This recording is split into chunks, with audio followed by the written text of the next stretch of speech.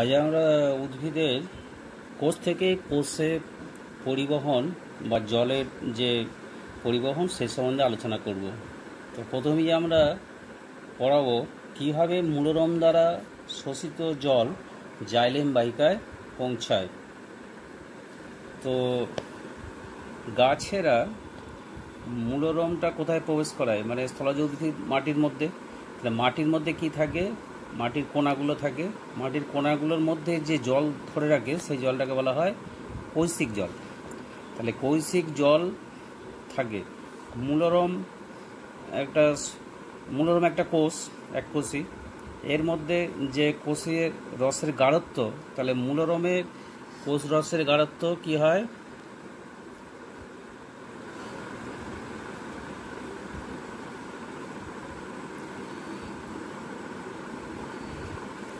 ঘনত্ব বেশি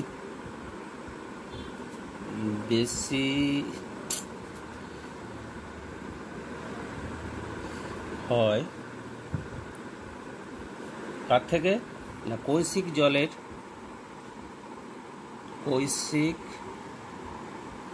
জল অপেক্ষা। এর ফলে কি হয় না, কৈশিক জল এবং কৈশিক জলের সঙ্গে যে সমস্ত খনিজ লবণ থাকে সেগুলো জলের সাথে মিশ্রিত অবস্থায় বা রস বা স্যাপ হিসাবে অন্ত্র অভিস্রবণ প্রক্রিয়ায় মূলরম শোষণ করে। তারপর কি হবে না, মূলরমের রস জল আসার ফলে কোষটা রসস্ফীতির চাপ বেড়ে যাবে। রসস্ফীতির চাপ যখনই বাড়বে তখন মূলরম থেকে জল কোথায় যাবে? মূলরম থেকে জলটা যাবে কোথায়? যাচ্ছে মূল ত্বকে। তো এক কোষী মূল ত্বক আছে, এখানে মূল ত্বকে যাবে। মূল ত্বকে কোষটা জল শোষণ করে। তাহলে এর রসস্ফীতির চাপ যখন সম্পূর্ণ রসস্ফীতির চাপটা যখন খুব বেড়ে যাবে, তার অভিস্রবণ চাপটা যখন সম্পূর্ণ হবে, তখন কি হবে না, মূলত্বক থেকে তার কর্টেক্স অঞ্চলে কোষে পৌঁছাবে বা বহিস্তরে। তাহলে কর্টেক্সের কোষগুলো অনেকগুলো আছে, প্যারেনকাইমা কোষ, এরা পরপর জল শোষণ করে কর্টেক্স থেকে আবার কি হবে না, কর্টেক্স থেকে অন্ত্র অভিস্রবণ প্রক্রিয়ায়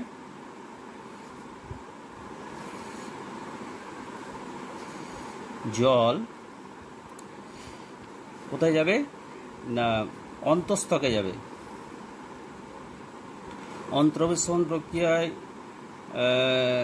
এটা কর্টেক্সের কোষগুলো অন্ত্রভিস্রবণ প্রক্রিয়ায় যাচ্ছে কোথায় না, অন্তঃস্থকে।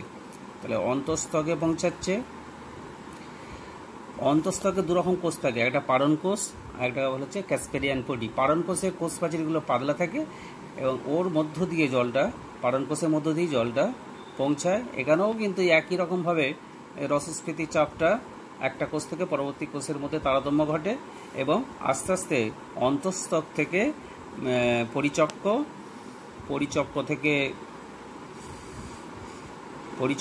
কোষের মধ্যে যাবে, পরিচক্ক থেকে জাইলেম বাহিকায় পৌঁছাবে। তাহলে এইভাবে আমরা দেখতে পাচ্ছি যে কোষগুলো অন্ত্রভিস্রবণ প্রক্রিয়ায় যে জল শোষণ করছে এবং যে রসস্ফীতি সৃষ্টি হচ্ছে, রসস্ফীতির চাপটাই হচ্ছে মূলজ চাপ। এই রসস্ফীতির চাপটাকে আমরা বলা হচ্ছে মূলজ চাপ এবং এটা অন্ত্রভিস্রবণ প্রক্রিয়ায় ঘটে। এই মূলজ চাপের ফলেই জাইলেম বাহিকার মধ্যে জলটা প্রবেশ করে। জাইলেম বাহিকা তখন জলটা যে চাপের মাধ্যমে পাতায় পৌঁছায়। এইবার আমি তোমাদের খনিজ পদার্থের পরিবহন সম্বন্ধে কিছু আলোচনা করব। তো প্রথমেই বলা হচ্ছে কি, স্থলজ উদ্ভিদ মাটি থেকে খনিজ মৌলগুলোকে আয়ন রূপে শোষণ করে। শোষিত আয়নগুলি কোষপ্রাচীর কোষপর্দা ভেদ করে কোষের সাইটোপ্লাজমে সঞ্চিত হয়। এটা দুটো পদ্ধতিতে হয়। একটাকে বলা হচ্ছে কি নিষ্ক্রিয়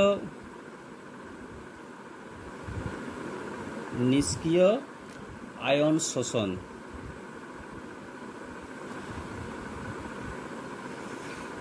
এইটা কীভাবে হয় না, আমরা যে পদ্ধতিতে জলে দ্রবীভূত মাটির খনিজ লবণ, তাহলে জলে দ্রবীভূত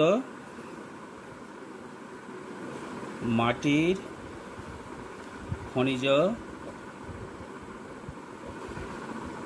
লবণ অধিক ঘনত্বযুক্ত স্থান থেকে শক্তির ব্যবহার ছাড়াই মূলের প্রোটোপ্লাজমে কম ঘনত্বযুক্ত স্থানে প্রবেশ করে, সেই প্রক্রিয়াকে নিষ্ক্রিয় শোষণ বলে। তাহলে অধিক ঘনত্বযুক্ত স্থান থেকে শক্তির ব্যবহার ছাড়াই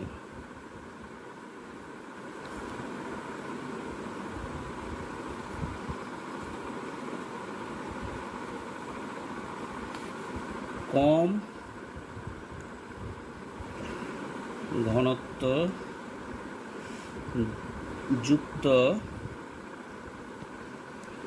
মূলের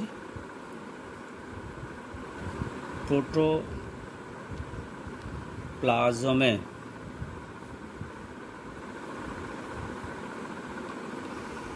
প্রবেশ করে,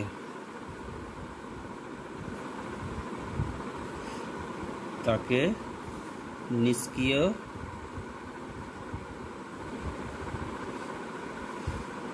আয়ন শোষণ বলে। এর পরের টাইমে আসবো যে আরেকটা শোষণ হয়, সেটাকে বলা হচ্ছে কি সক্রিয় আয়ন শোষণ। সক্রিয় আয়ন শোষণ।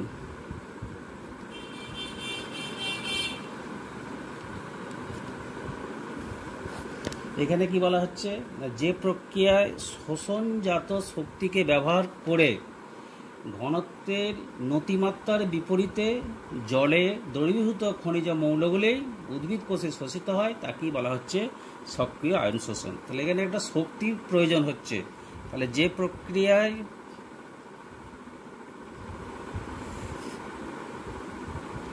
শোষণজাত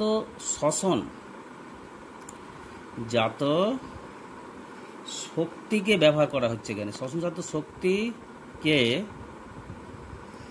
ব্যবহার করে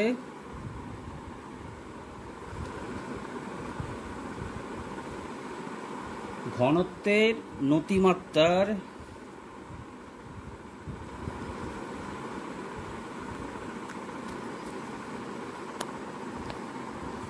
বিপরীতে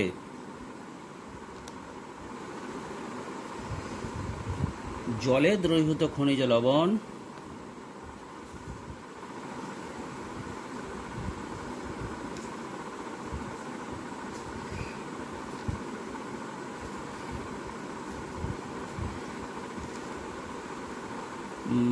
উদ্ভিদ কোষে শোষিত হয়,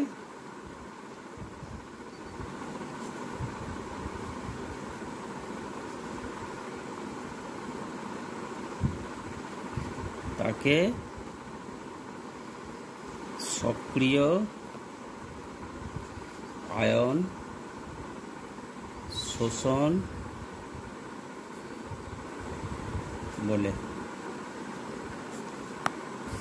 প্রক্রিয়ায় কি হচ্ছে তাহলে না, জলে খনিজ লবণের ঘনত্বের চেয়ে, তাহলে জলে খনিজ লবণের ঘনত্বের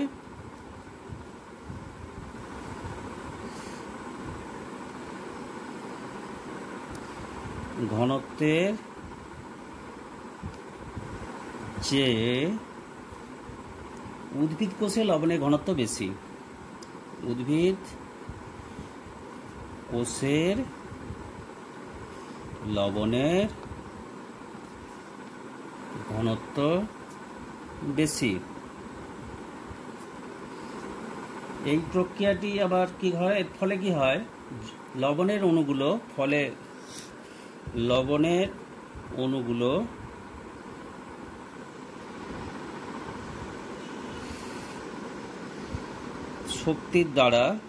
শক্তি দ্বারা বা এটিপি অণুর দ্বারা আর কি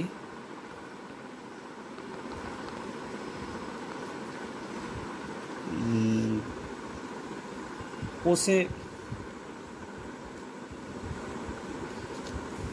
আয়ন শোষিত হয়।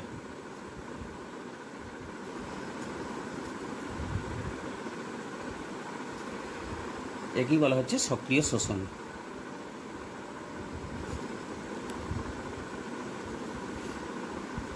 সক্রিয় শোষণ বলে। এই সক্রিয় শোষণ পদ্ধতিতে আমরা দেখতে পাচ্ছি যে এই প্রক্রিয়া লবণ শোষণ করে এবং তরল মাধ্যমে কোষান্তর অভিসরণ প্রক্রিয়ায় জাইলেম বাহিকার মাধ্যমে উদ্ভিদের বিভিন্ন অংশে পরিবাহিত হয়। এখন উদ্ভিদ দেহের পরিবহন সম্বন্ধে আলোচনা করা হবে। উদ্ভিদ দেহের পরিবহন দুরকমভাবে হয়, একটা হচ্ছে ঊর্ধ্বমুখী পরিবহন, একটা হচ্ছে নিম্নমুখী পরিবহন। ঊর্ধ্বমুখী পরিবহনের মাধ্যমে উদ্ভিদ কী করে না, মাটিতে যে কৌশিক জল শোষণ করে সেই জল জাইলেম বাহিকায় অন্তর্বিসরণ প্রক্রিয়া পৌঁছানোর পর বিভিন্ন রকম মূলজ চাপ, শোষণ চাপ, বায়বীয় চাপ, বাষ্পমোচন টান এই সমস্ত দ্বারা মাটির শোষিত জল বা জলে দ্রবীভূত খনিজ লবণ ঊর্ধ্বমুখে জাইলেম বাহিকার মাধ্যমে পাতায় পৌঁছায়। এটা কি বলা হচ্ছে ঊর্ধ্বমুখী পরিবহন। এখন এই ঊর্ধ্বমুখী পরিবহনে তাহলে আমরা কি কি জানতে পারলাম, যে জাইলেম বাহিকার মাধ্যমে প্রবাহিত হয়। তাহলে জাইলেম বাহিকার এগুলো ছোট ছোট এক সমব্যাসযুক্ত জাইলেম বাহিকা, অবশ্যই ছবিটা একটু ভালো করে আঁকবে। তো সমব্যাসযুক্ত জাইলেম বাহিকা হবে। এই জাইলেম বাহিকাগুলো খুবই সূক্ষ্ম নালী, এই সূক্ষ্ম নালীর মধ্য দিয়ে জলটা পৌঁছায় পাতায়। তো এখানে আমি প্রথমেই আসছি যে রসের উৎসটা কি। তা রসের উৎস হচ্ছে রস বলতে কী বোঝাচ্ছে, মানে জল আছে এবং জলে মাটিতে যে জলের সাথে খনিজ লবণ এই দুটো মিশ্রিত অবস্থাকে বলা হচ্ছে রস বা স্যাপ বলা হয়। এই রস বা স্যাপ কী হয় না, উদ্ভিদ মূলরম দ্বারা অন্তর্বিসরণ প্রক্রিয়া শোষণ করে, শোষিত হওয়ার পর এই রস শোষণ অঞ্চল থেকে অভিকর্ষের বিরুদ্ধে কাণ্ডের জাইলেম বাহিকার মাধ্যমে ঊর্ধ্বমুখে পরিবাহিত হয় এবং এটা স্রোতের ন্যায় প্রবাহিত হয়। এই জন্য একে বলা হয় রসের উৎস। তাহলে রসের উৎসটা বুঝতে পেরেছো তোমরা, যে মূলরম দ্বারা শোষিত জল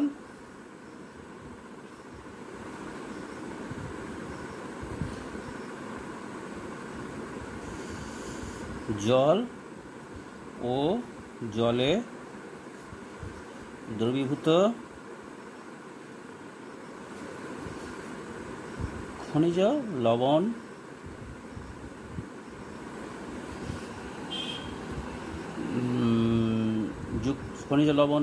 যুক্ত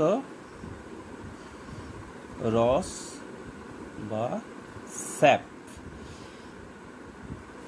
এটা কী হয় মূল দ্বারা শোষিত হওয়ার পর সেটা কি হচ্ছে শোষণ অঞ্চল থেকে, মূলের শোষণ অঞ্চল থেকে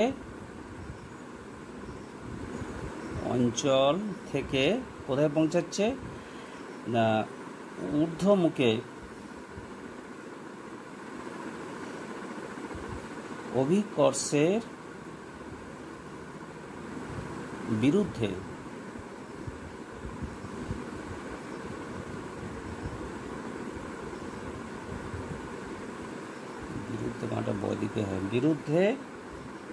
ঊর্ধ্বমুখে অভিকর্ষের বিরুদ্ধে জাইলেম বাহিকা দ্বারা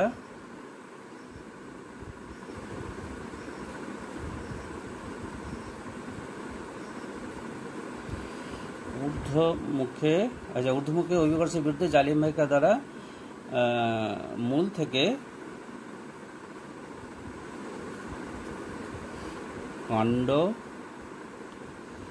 ও শেষে আর কি পাতায়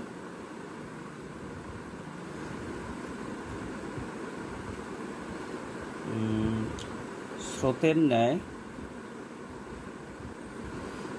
পৌঁছায়, একে আমরা বলছি কি রসের উৎস। আবার এই রসের উৎস ক্রিয়াটা নির্ভর করে কতগুলো প্রক্রিয়ার উপর নির্ভর করবে। এক নম্বর হচ্ছে কি মূলজ চাপ।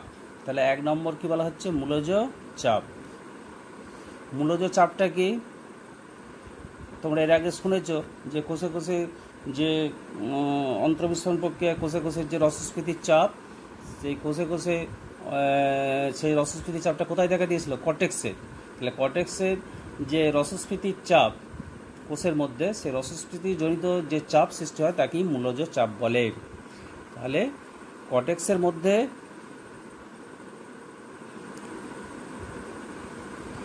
কর্টেক্সের কোষে কোষে যে রসস্ফীতি জনিত চাপকে মূলজ চাপ বলে। তাহলে মূলজ চাপ একটা ক্রিয়া করতে পারে। এর সাথে সাথে কি বলা হচ্ছে শোষণ চাপ। শোষণ চাপ মানে কি জল শোষণ করার যে চাপ, সেই শোষণ চাপটা একটা কোষ যে জল শোষণ করার যে ক্ষমতা। বায়বীয় চাপ, বায়বীয় শোষণ চাপ হলো এর পরেরটা হচ্ছে শোষণ চাপ। 2 নম্বর হচ্ছে কি বায়বীয় চাপ। 3 নম্বর হচ্ছে কি বাষ্পমোচন টান।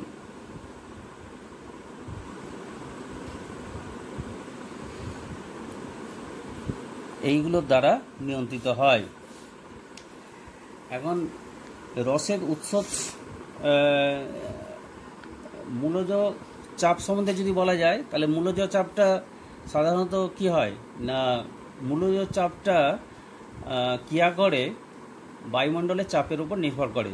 তাহলে বায়ুমণ্ডলের চাপটা মোটামুটি 30 থেকে 34 ফুট উঁচু পর্যন্ত তুলতে পারে। তাহলে মূলজ চাপ দ্বারা জল কত দূর পর্যন্ত উঠতে পারে?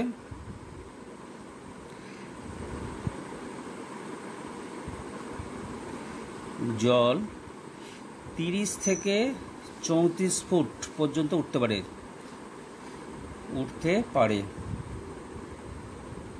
তার ওপরে উদ্ভিদরা কি করে জল পাবে? তাহলে তো এই মূলজ চাপটা কার্যকরী হবে না, বায়ুমণ্ডলের চাপটাও কার্যকরী হবে না। তাহলে কোনটা কার্যকরী হতে পারে? বাষ্পমোচন টানটা এখানে প্রযোজ্য হতে পারে।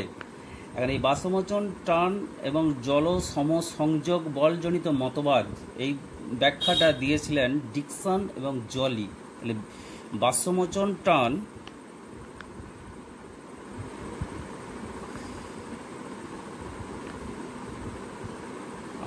ও জলের সমসংযোগ, এছাড়া অসম সংযোগও আছে। তাহলে এই যে এই মতবাদটা আমরা ব্যাখ্যা করব। এই মতবাদ সম্বন্ধে কি আছে না, বাষ্পমোচন টানটা কাকে বলে? বাষ্পমোচন টানটা আমরা জানি যে গাছের পাতা থেকে জল বাষ্প আকারে বেরিয়ে যায়। বাষ্প আকারে বেরিয়ে যাওয়ার ফলে বাষ্পমোচনের ফলে কি হয়? ব্যাপন চাপের ঘাটতি হয়। তাহলে বাষ্পমোচনের ফলে কি হয়? ব্যাপন চাপের ঘাটতি হয় মেসোফিল কলায়। এই যে ব্যাপন চাপের ঘাটতি, এই ব্যাপন চাপের ঘাটতিটা কি করে না, কোষান্তরের কোষ থেকে পরবর্তী কোষে পৌঁছায়, তারপর আস্তে আস্তে কোথায় যায়? জাইলেম বাহিকায় পৌঁছায়। এই জাইলেম বাহিকা, পাতার জাইলেম বাহিকা থেকে কাণ্ডে জাইলেম বাহিকায় পৌঁছাবে এবং কাণ্ডে জাইলেম বাহিকা থেকে আস্তে আস্তে মূলের জাইলেম বাহিকা পর্যন্ত একটা দীর্ঘ টানের কাণ্ডের জাইলেম বাহিকা, তারপরে পৌঁছাবে কোথায় না, কাণ্ডের থেকে মূলে যাবে, মূলের জাইলেম বাহিকা। তাহলে মূলের জাইলেম বাহিকা পর্যন্ত একটা টান সৃষ্টি হবে, দীর্ঘ টান। এই দীর্ঘ টান মূল তখন কি করবে? মূলরম দ্বারা মাটি থেকে জল শোষণ করবে। তাহলে মূলরম কি করবে? মাটি থেকে জল শোষণ করবে। এই যে বাষ্পমোচন টানটা যে দীর্ঘ টান জল শোষণ করবে, এই দীর্ঘ টানের ফলে কিন্তু গাছে অনেক উঁচু গাছেতে জল উঠে আর কি, মানে দীর্ঘ অনেক যে বড় বড় গাছগুলো থাকে বাষ্পমোচন টান এখানে কাজ করে। এছাড়া আমি যেটা বলছি জলের সমসংযোগ মতবাদ, তাহলে সমসংযোগ মতবাদটা কি? সমসংযোগ মতবাদ, এই সমসংযোগ মতবাদ বলতে একই বস্তুর মধ্যে অণুগুলোর মধ্যে যে আকর্ষণ বল, তোমরা দেখে থাকবে যে জলের মধ্যে যখন আমরা মেশিন দমকল ব্যবহার করি, মানে জল তোলা হয় পুকুর থেকে, দেখবে যে একটা সাকশন পাইপে জলটাকে প্রথমে দেওয়া হয়, তারপর কি হয় ওই সাকশন পাইপে জলটা বেরিয়ে যায়, তারপরে কিন্তু পরবর্তী ক্ষেত্রে জল থেকে আবার জল কিন্তু ওই সাকশন পাইপের মধ্যে প্রবেশ করে। তার মানে কি এই জলের অণুগুলো পরবর্তী কাছাকাছি জলের অণুগুলোকে আকর্ষণ করে। তাহলে একই অণুর মধ্যে যে আকর্ষণ বল তাকেই বলা হচ্ছে সমসংযোগ বল বা সংশক্তি বল বলা হয়, সমসংযোগ বল। একই অণুর মধ্যে আকর্ষণ, এই আকর্ষণটা এখানে সমসংযোগ বলটা কিসে হচ্ছে না, জলের অণুর মধ্যে জলের অণুর মধ্যে জলের অণুর সাথে জলের,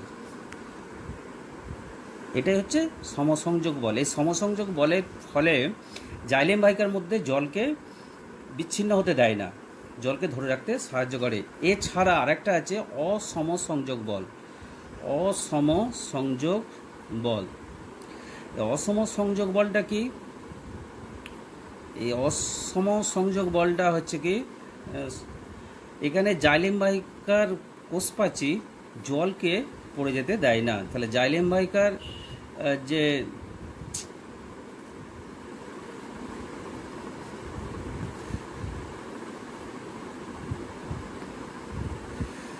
কোষ প্রাচীরের যে কোষগুলো থাকে, কোষ প্রাচীরের কোষ জলের অণুকে আকর্ষণ করে এবং জলকে বিচ্ছিন্ন হতে দেয় না।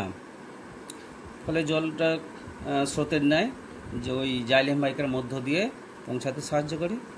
এইভাবে আমরা যদি ব্যাখ্যা করি তাহলে দেখা যাবে যে মূলরম দ্বারা শোষিত জল প্রাথমিক ক্ষেত্রে মূলজ চাপ রসস্থিতি চাপের ফলে জাইলেম বাহিকায় আসছে, জাইলেম বাহিকা থেকে আবার বাষ্পমোচন টান, সমসংযোগ বল আর অসমসংযোগ বল, এই দুটো মতবাদ ওপর ভিত্তি করেই কিন্তু গাছেরা পাতা পর্যন্ত জল, বড় বড় গাছের বৃক্ষে বড় বড় গাছে পাতা পর্যন্ত জল পৌঁছায়। এই মতবাদটা ব্যাখ্যা দিয়েছিলেন ডিকসন এবং জলি, সমসংযোগ বল 1894 খ্রিস্টাব্দে। এটাই হচ্ছে কি জলের ঊর্ধ্বমুখী পরিবহনের সর্বাপেক্ষা গ্রহণযোগ্য তথ্য আর কি, বা তত্ত্ব।